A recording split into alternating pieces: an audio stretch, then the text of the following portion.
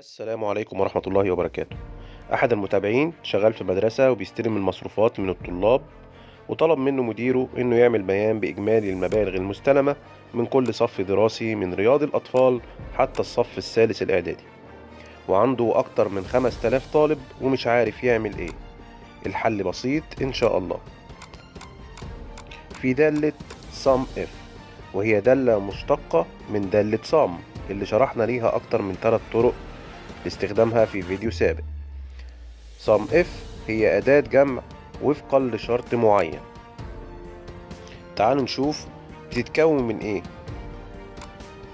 معادلة SUM بتتكون من 3 أجزاء: range، كارتيريا،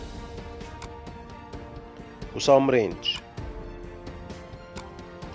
SUMIF اللي هو اسم المعادلة، range اللي هو النطاق أو جدول البيانات، كارتيريا اللي هو المعيار المطلوب جمعه اللي هو اسم الصف في حالتنا، سام رينج اللي هي الخلايا التي سيتم جمعها. تعالوا نشوف شكل المعادلة. ده الشكل اللي في الإكسل، وده شكل المعادلة بعد ما سجلناها. أول جزء اللي هو الرينج عبارة عن العمودين الصف والمبالغ اللي هو السي والدي. أما الكارتيريا اللي هي اسم الصف اللي أنا ببحث عنه أو بجمع له المجموع اللي هو في حالتنا رياض الأطفال أو الصف الأول ابتدائي. سام رينج اللي هو العمود اللي فيه المبالغ اللي مطلوب جمعها.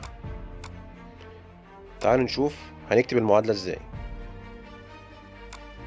أي معادلة بتبدأ طبعا بعلامة يساوي زي ما احنا عارفين، وبكتب أول حرفين من المعادلة اللي هي SU بيظهر لي اسم المعادلة. بدوس حرف التاب بتفتح معايا المعادلة. بعد كده بحدد الرينج اللي هما العمودين اللي فيهم اسم الصف والمبالغ. بعد كده بثبتهم بF4 وبدوس كوما، وبختار الكارتيريا اللي هي اسم الصف اللي أنا ببحث عن إجمالي المبالغ الخاصة بيه.